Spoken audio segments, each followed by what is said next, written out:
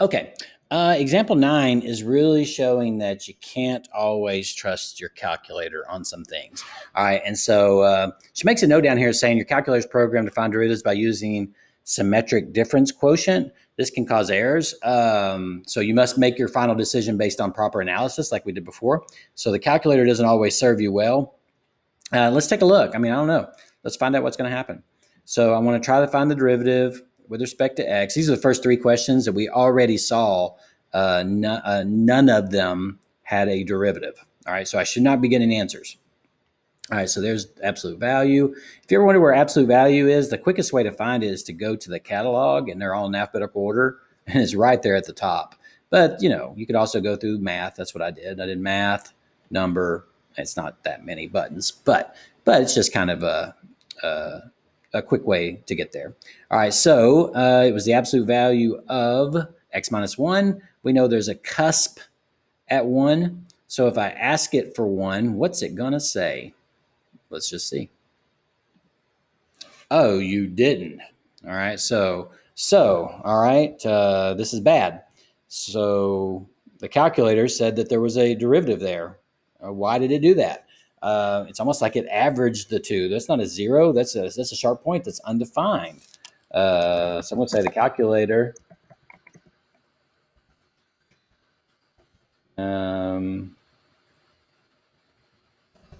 derivative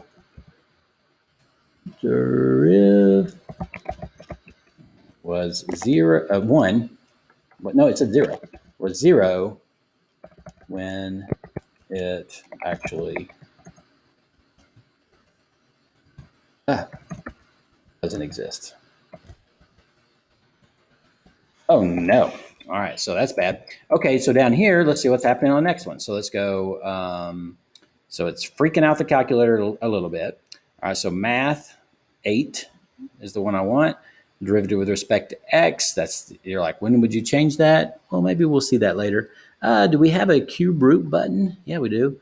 So there's a cube root of x. We saw this went to infinity. We actually proved it went to infinity, and when x is 0. So let's see what it says. Oh no. All right, so again, we've got a problem. That's not infinity. The calculator said the derivative was 100. When I actually don't exist. Oh my, that's not what Descartes said. When it doesn't exist. All right, when it is infinity. I mean, or doesn't exist. All right. Or, come on, man. Or doesn't exist. You could say that too. Oh my goodness.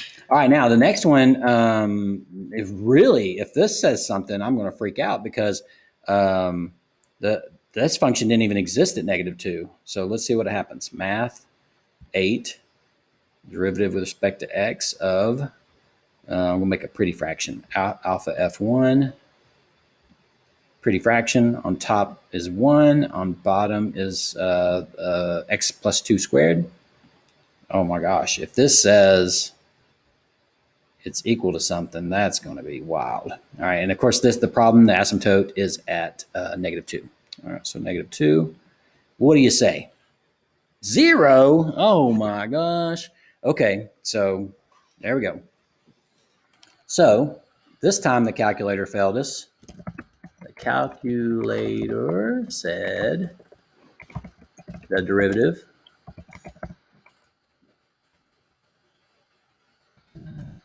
was 0 when when the function doesn't even exist at x equals -2.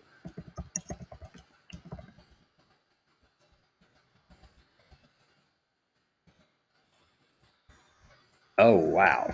All right, so I don't even know. So that's crazy. All right, so for all that, I mean, that just goes to show you can't trust your calculator on some things.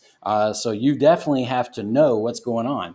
So whatever the programming is, they haven't fixed it, and probably won't. So we're probably stuck with these issues, but that's just freaking me out. 0, 100, and 0 whenever none of those existed.